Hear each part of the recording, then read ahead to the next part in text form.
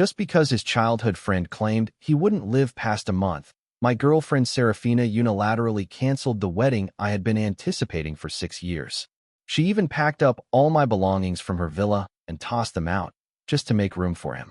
Liam, Thomas once saved my life. His only wish before he dies is to have me by his side. You just need to move out for a while. Once Thomas's affairs are settled, we'll get married immediately. Don't worry, you're the only one I see as my husband. Please be understanding and give him some space, okay? I didn't reply. She had already arranged transport and pretty much forced me to leave. But what she didn't know was that I was the one who saved her life, not Thomas. And if I don't marry her within a month, the system will whisk me away from this world forever, meaning I'll disappear from her life. My mind was blank as I watched Serafina shove my things into a suitcase. It wasn't until she erased every trace of me from her home that the woman who once considered me her beloved finally noticed me. She spoke with a tone of guilt and affection. Liam, it's only a month apart. Once Thomas's wish is fulfilled, I'll bring you back. Rest assured, nothing will happen between him and me. You're the only one I've chosen as my husband, and that won't ever change. Her assurance didn't ripple my heart. Instead, I felt oddly calm. She had given me such promises before, yet her overly intimate actions with Thomas never ceased. Despite my jealousy, anger, or arguments with her, all I got were these seemingly heartfelt but hollow reassurances. Gradually, I became numb to it, letting Thomas move into my place and flaunt in front of me, though this was a first. But she didn't know Thomas's heroic story was a lie. I was the one who saved her.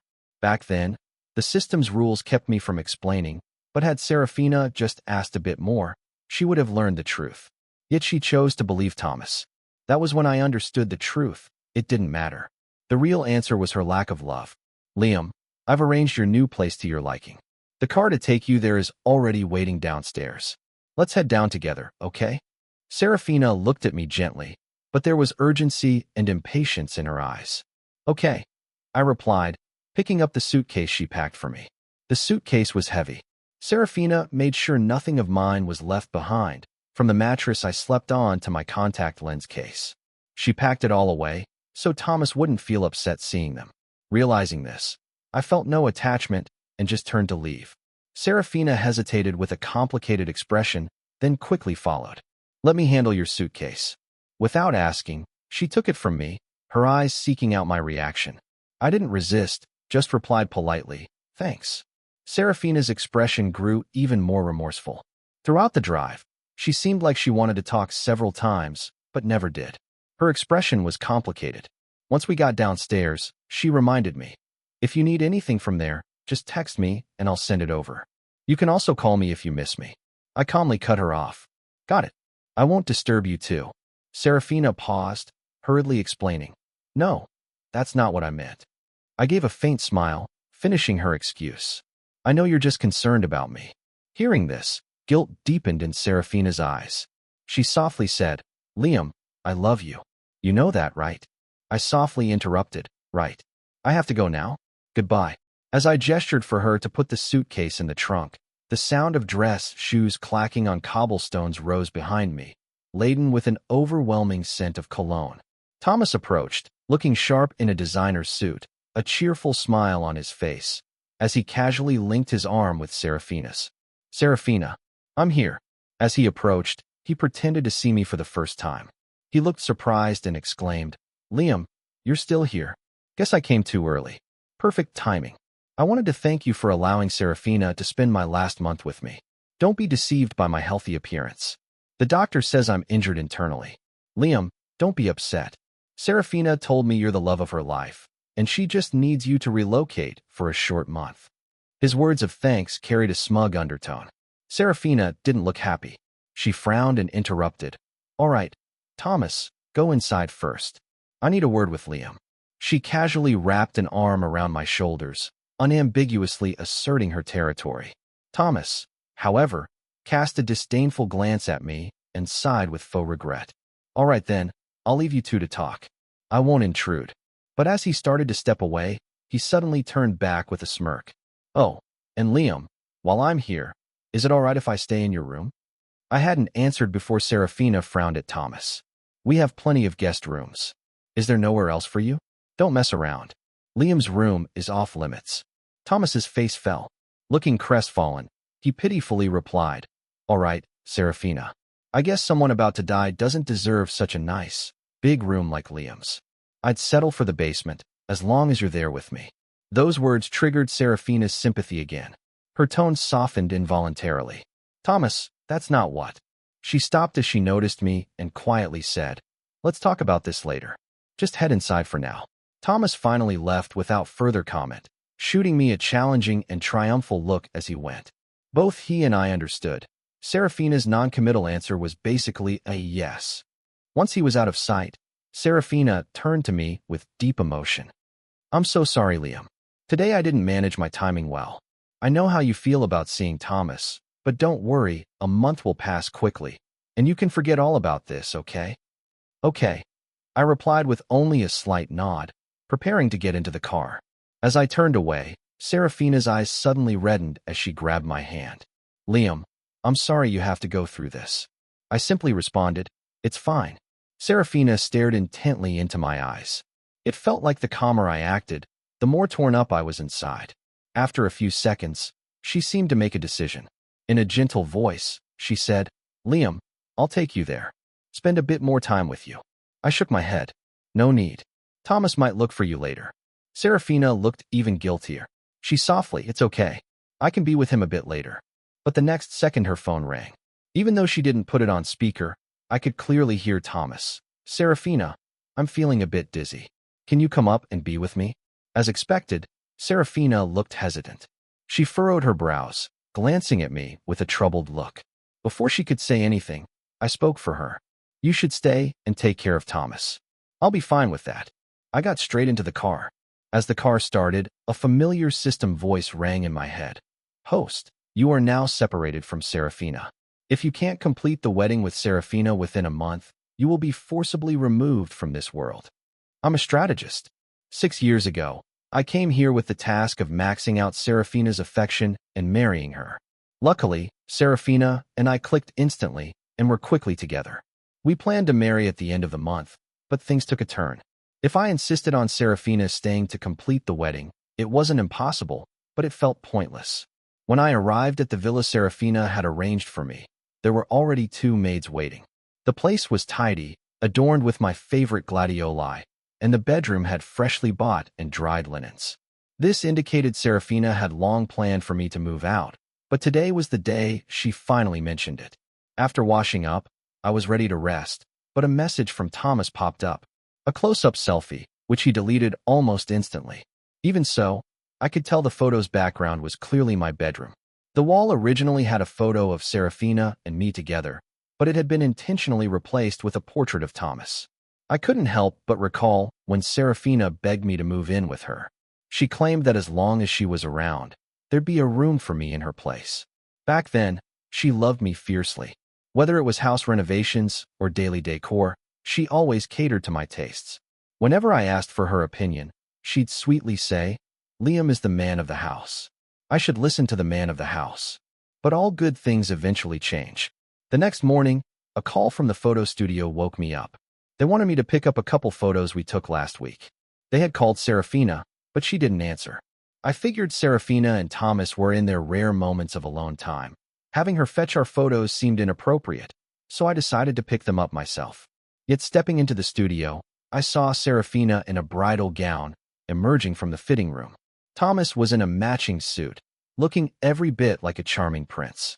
In an infatuated voice, he exclaimed, "Serafina, you're too beautiful. I didn't think I'd see you in a wedding dress before I die. It's worth it." "Thomas, don't keep bringing that up. Let's enjoy the days we have left, okay? If you like it, I'll keep it and try a few more for you." Yeah. Thomas's grin was wide. Nearby, a shop assistant whispered, "Wait, isn't Serafina's boyfriend Liam?" Thomas sneered, "Of course not. They broke up. I'm Serafina's official boyfriend now." Hearing this, Serafina's brows furrowed slightly, but she didn't refute. The assistant quickly apologized. Sorry. This morning, the manager told me to contact Serafina for the photos, but ended up arranging with Liam. I should have realized, all my fault." Serafina's face changed. About to ask questions, she met eyes with me at the door. her eyes filled with panic. Liam. I turned and left. Serafina chased after, urgently explaining, Liam, don't misunderstand. I brought Thomas for wedding photos to fulfill his dying wish. Nothing else. I was silent, making her more anxious. He said we broke up, and I didn't clarify because there's no need to with strangers. You know I hate explaining. Calmly, I observed her panic but said nothing. Yet Serafina looked at me guiltily and pleadingly. Liam, don't be like this. If you're upset, just say it. Bottling it up isn't good for you. It'll hurt me. I shook my head. I'm not upset. Just don't want to bother you too. Serafina grew more guilt-ridden, her eyes filled with concern. She tried to change the topic. Let's not talk about this. How was your first night there? Are you adjusting okay? Are the staff doing their job well? Should I send the chef over? No need, I replied coolly. At that moment, an assistant came with our photos. Liam, here are the photos. Serafina instinctively took them, then hesitated for a moment before handing them to me. Liam, take these home. I worry Thomas might. It's fine. I get it. I smiled, taking the photos and walked away, unaffected by her guilty, longing gaze. After leaving the studio, I roamed aimlessly. Come noon, I found myself at a restaurant Serafina and I used to love. She used to try recreating the dishes for me, but since Thomas came around, she stopped joining me here as much. I had just sat and ordered when I saw Serafina, hand in hand with Thomas, walking in. They looked like a couple in love, inseparable. Not wanting to cross paths, I picked a spot in the corner. Yet Thomas saw me right away, pointing and shouting, Liam, are you stalking us again? The wedding photo session earlier might have been a coincidence, but you following us here is unnecessary. He accused me with a pained face, eyes red, as if deeply wronged. I know you love Serafina. Do you really have to compete with a dying man? Wouldn't you be happy if I just dropped dead now? I couldn't help frowning, thinking how dramatic Thomas was. Serafina's gaze was complex, but she still consoled Thomas. Don't, Thomas. Go have a seat. Thomas, acting deeply hurt, let tears flow. Serafina, if Liam can't accept me, just say the word and I'll vanish from this world. He doesn't need to provoke me like this. He clutched his chest, acting breathless. Serafina panicked, helping him sit, soothing him softly. Thomas, calm down, have some water. Then my order arrived, but witnessing this spectacle, my appetite was gone. Turning to leave, Serafina suddenly intercepted me, her voice laden with emotions. Liam, I know the pain you're going through, but I hope you can understand me. Thomas can't handle any more stress. Just 1 month, okay? Please don't make a fuss. I found it absurd, yet I nodded without explaining much. Serafina glanced at me again, her eyes showing a hint of pity as her tone softened. Liam, no matter what happens with Thomas and me, it's all just a show. I love only you. You're my future husband, and I swear I'll marry no one else but you. Please don't overthink it. It hurts me too. I nodded again. Serafina seemed to want to say more, but Thomas called her, and I finally got the chance to leave. In the days that followed, I tried to avoid any kind of encounter with them, so I stayed home, tending to flowers and feeding fish. I wanted to spend my last days peacefully. During this time, Serafina rarely contacted me. Once in a while, she'd send a message, checking in on my health and telling me to wait for her. Thomas, on the other hand, sent photos of him and Serafina every few days, not wanting me to miss them. He'd always accompany the photos with a taunt. Liam, are you eating and sleeping well? Because having your girl here, it must be tough for you. I didn't respond to his petty provocations. As the 1-month deadline neared, the system kept reminding me, Host, if you fail to complete the wedding by the deadline, you'll be forcibly removed from this world. Please act quickly.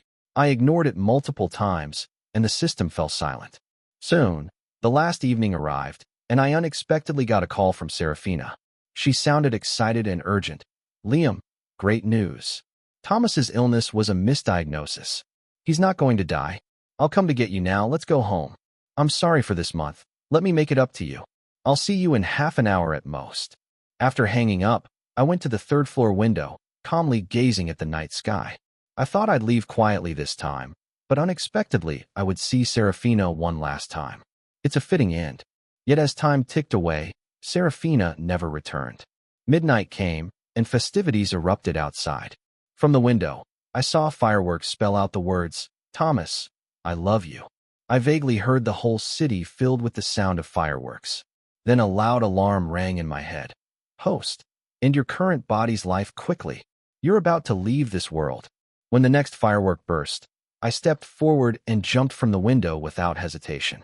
With a loud crash, warm blood splattered everywhere. Alarmed by the noise, the servants rushed over, trembling as they called Serafina. Come back. Sir is hurt. In a daze, I heard Thomas's dismissive voice on Serafina's line. Liam, enough with the theatrics. You couldn't wait for Serafina to pick you up and have the servants lie. Before he could finish, Serafina took over the call, speaking gently. Liam, I'm sorry. I was busy helping Thomas move out and couldn't fetch you sooner. Please don't scare me by saying such things, sir. The servants' words were cut short as the call ended. Even seeing the situation, they called an ambulance. Time slowly ticked by.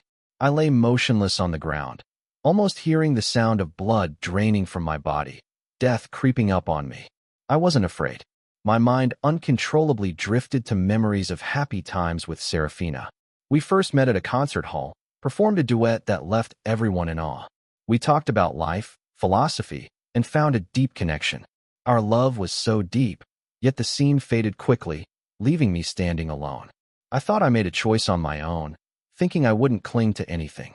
Surprisingly, in my last moment, it was Serafina's face I saw. Tick-tock. Post-exit countdown. 3, 2, 1. A bright white light flashed before me. In my vision, Serafina's car screeched to a halt in front of the villa. She hurriedly got out, bursting through the door, her face lit with joy as she called out, Liam, I'm here to get you. She moved through the villa without finding me, jokingly calling upstairs, Liam, don't play around. Come out, we're going home. I missed you this whole month. I know you did too. That's when a servant rushed in, face pale in a panic. Sir, he jumped off the building. What are you saying? Serafina frowned, displeased with the absurdity. She didn't believe the servant until she noticed the bloodstain on their clothes, along with the unmistakable panic in their expression. Another servant rushed in, almost tripping, stuttering, Imam, causing Serafina to panic. Upon sensing the truth, they led her to the backyard, where she stopped cold. At the sight of the blood on the ground, she couldn't move forward anymore. It can't be. Liam isn't that foolish. Impossible, Serafina murmured, frozen in place. Only when the servants urged her again did she slowly approach and see my lifeless body. Serafina collapsed on sight, tears streaming, unable to react, as if frozen in time. It took minutes for her to respond to the servant's concern. Then she crumbled, shouting, Liam, why? Why now? I was coming for you, just a little late. What? Her cries echoed, as bloodshot eyes filled with despair, usually having a compulsion for cleanliness. She was unaware of the blood covering her, lost in her sorrow. Fearing her cries might cause an incident, servants tried to console her. Please, ma'am, this was unexpected. What do you mean unexpected? Explain what that means. I told you to watch over Liam for this month. Why didn't you stop him from jumping? What? Red-eyed, Serafina raged. The servants turned pale, one whispering. Sir jumped after seeing the fireworks for Mr. Thomas. We were watching them, and he might have seen too. Speaking in hushed tones, they trailed off. Serafina, shattered, clutched her chest, trembling. Fireworks? My fireworks? I killed Liam. Collapsing into the soil, nails broke and bled without her noticing. Not until too late did the ambulance arrive. White coats arrived minutes later. We're sorry. Please prepare for the worst. My body had long been lifeless. Nothing could save me. Serafina stopped breaking down into tears, like she'd lost all her strength, just staring blankly at my body. She was numb, like a puppet. Watching her in despair and regret, I didn't feel touched or satisfied. I just wanted to move on quickly.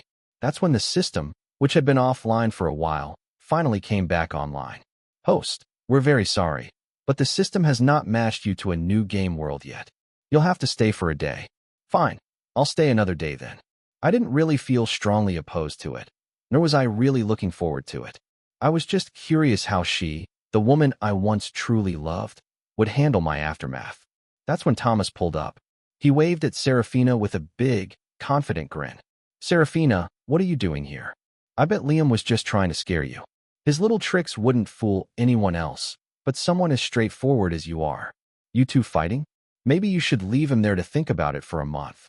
Thomas was joking around, getting closer as he spoke, but before he could reach my body, Serafina sprang up and slapped him hard. Shut up. Stunned, Thomas staggered back. Serafina, you. Before he could finish, Serafina grabbed his hair and dragged him to my body, delivering a swift kick. This is your idea of a little trick? The kick knocked the wind out of him, and he turned pale. Just as he was about to whine, he saw my mangled body and screamed. He fell to the ground, trembling and shaking, making a puddle beneath him.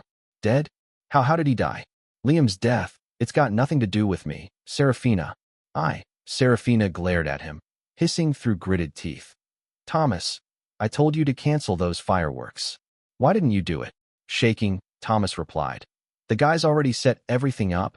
Canceling would have been a hassle. You paid for it, so I let it go because it was just fireworks. Serafina, I didn't mean any harm.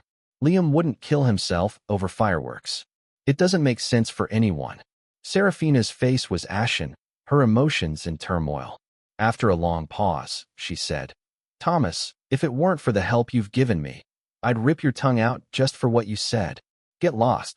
Thomas wanted to argue, but with Serafina's command, he quickly left. Yet before leaving, his eyes shifted, like he thought of something thrilling. Serafina had my body taken back, hiring someone to prepare it nicely. As stacks of tissues stained with blood piled high, Serafina's tears kept falling, a grief so heavy it felt unbearable. Still, she held my hand, her voice hoarse. Liam, don't be afraid. I promise to take you home. We'll be home soon. I made a mistake. I know I messed up. That's why you chose such a drastic way to end your life. I'm so sorry. Inside, I felt nothing. Why torture herself like this? I was gone. Now she could openly be with Thomas. Isn't that better? No need to put herself through this. I'm not sure how much time passed, but as dawn broke, Serafina drove us to my old home. As soon as she carried me into the bedroom, she realized something with a shocked expression, but it was too late. Once my body was laid on the bed, I noticed that my room was almost unrecognizable. The wallpaper was torn down and replaced with that awful yellow I hated. Even the furniture had changed from my original set. Most insultingly, a cozy photo of Thomas and Serafina was on the wall. Serafina broke down, ripping the photo off and throwing it out, yelling as she did. Get rid of everything that doesn't belong to Liam. All traces gone. Now go. Her emotions swung wildly, leaving everyone in a panic to follow her orders. Serafina turned back, gazing at my face with tender devotion, whispering, Liam, please don't be mad. I'll make it just like it was before. Then tears fell freely. What have I done? I'm losing my mind. She cried harder, hitting her chest in self-punishment. How could I let anyone else stay in your room? Was I thinking at all? I'm a monster. A monster. This whole scene was just her breaking apart, alone in the room, with my spirit observing, unable to respond. After all, she made her choices, didn't she? Even my things, she packed them and sent me away with her own hands. Eventually exhausted, she collapsed beside the bed. When she awoke again, it was bright out, around 7 or 8 in the morning. Seeing my stiff body next to her, Serafina was overcome with grief yet again. But this time, she didn't wallow. She called her assistant and said, Today at noon, there will be a wedding for Liam and I. It must be grand and impressive.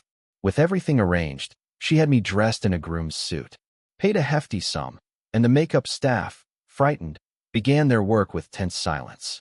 Serafina sat blankly, letting them dress her in a bridal gown. This was our dream wedding, but happening the day after my death. Isn't this a cruel joke?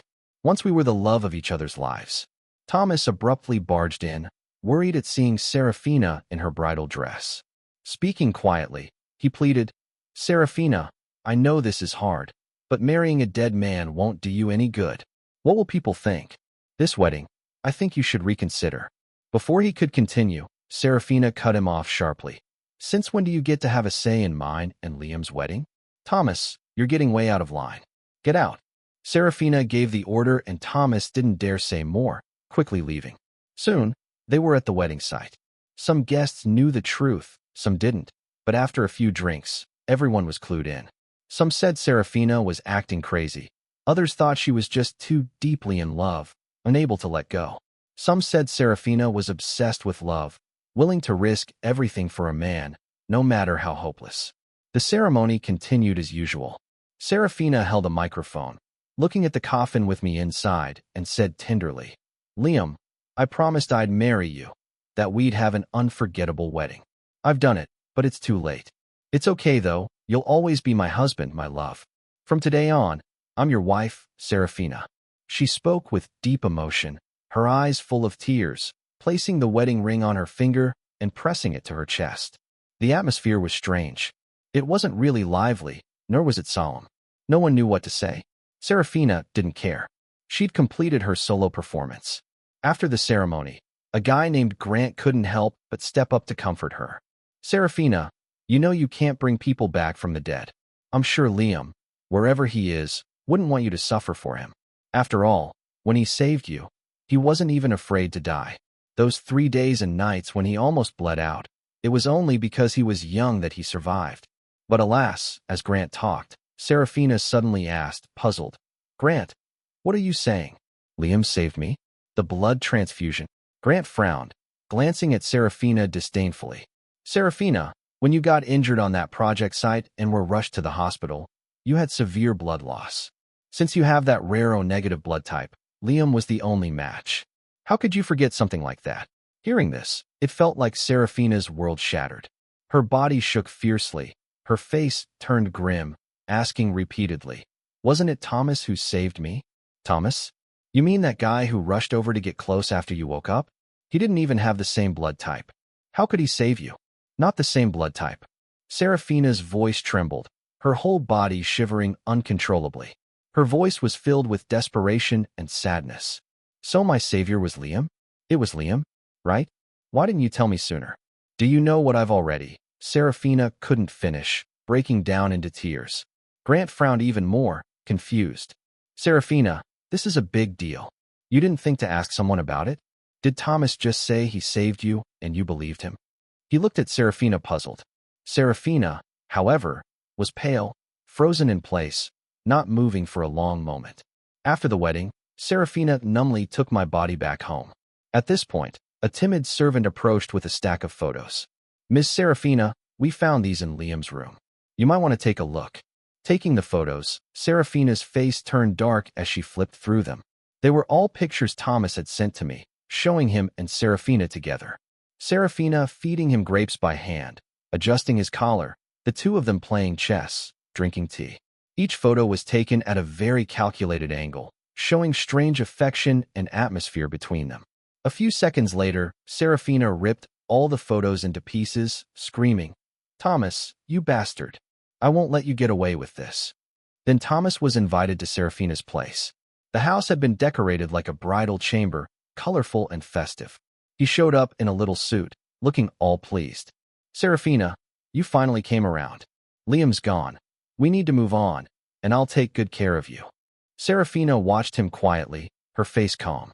Thomas continued, "Serafina, maybe we should bury Liam first, then have our wedding night, or it might feel odd. Liam would want you to be happy." Serafina stayed silent for a while. Then, "Thomas, you weren't the one who saved me, right?" Thomas's face changed, but he quickly composed himself, forcing a smile. "Serafina, of course I saved you. Why are you asking?" Serafina stared at him intently, one word at a time. "You saved me? What's your blood type? Could you have saved me? Even now you're lying to me." Her eyes blazed as she finished, her voice full of anger. Thomas looked terrified. Before he could speak up, Serafina said, "You deliberately sent those photos to Liam and set off fireworks at midnight. It was all to push him, to make him kill himself. Thomas, you're a murderer." Thomas instinctively defended himself. "No, Serafina, what are you talking about? I don't know what you mean." "You don't know?" Serafina threw the shredded photos in his face. The pieces rained down around him. Thomas was stunned, hurriedly trying to explain. "I've loved you. That's the only reason. I never meant to harm anyone. If loving the wrong person is a crime, then I'm guilty. Yes, I didn't actually save you, but I just mentioned it, and you believed me. Why didn't you ask more questions? You still subconsciously thought it was me, right?" He looked at Serafina eagerly, hoping for some affirmation. But Serafina slapped him hard. "You don't deserve it. Thomas was dazed by the slap, taking a few seconds to react. It doesn't matter if you admit it or not. I still went on dates all the time, right? If you were so in love with Liam, then how did I fit in? Serafina, admit it. You love me. Thomas pushed. Serafina lost her cool, grabbing an ashtray, ready to hit him, but at the last second, she dropped the ashtray to the ground, sitting down in defeat. Thomas inched closer, trying to say more, but Serafina just said 2 words toward the door, feed him. Within 30 seconds, 2 large men came in, covering Thomas's mouth and dragging him away. Serafina just sat on the floor the whole time, mumbling to herself, Liam, I've avenged you. Liam, does this mean you'll forgive me? As a bystander now, just a wandering spirit, I'm left feeling helpless. I don't hate her, so there's no talk of forgiveness. It's all her own choice. It's her life's lesson. In less than half an hour, the bodyguard came in and reported that they dealt with Thomas. The body was fed to the dogs. Serafina nodded slightly. I was stunned. I never thought she was serious when she said that. Earlier, Serafina, who always seemed like a calculating heiress, didn't even blink when she had Thomas, someone she once cherished, killed. She really went this far for me. I gotta admit, I'm shocked. If she loved me, why Thomas? But if she didn't, why go crazy? I don't get it. But maybe I never need to understand. The next moment, a voice rang in my head. Host, prepare to exit the world. 3, 2, 1. After opening my eyes again, I found myself in a college lecture hall. My brain buzzed. The system seemed kind of glitchy, crackling, and asking me, do you want to delete the last strategy memories? Delete. I replied quickly. Let the past be the past. A few seconds later, my head spun like something was yanked from my heart. Then I realized my new target was a senior in the class. She was stunning, smart, and super polite. I started with the usual, asking her for help with homework, then dinner invites and little surprises. We got closer over time, but every time I asked the system about her affection level, it stayed silent. Days went by, and I almost thought the system ghosted me. Threw myself completely into this relationship. One day, as the senior and I were outside the dorm, whispering before I confessed, I heard the faint buzz again. Sunny, will you be my girlfriend? Sure, you said yes. Yeah, I did. Is that surprising? No. I replied, scratching my head, blushing. That's when the system signal came back, but the voice was different. Host, a new system has been assigned. Your current affection level is 99%. The voice sounded strangely familiar. I blurted out, New system, what's your name? After a long pause, it softly answered, Serafina.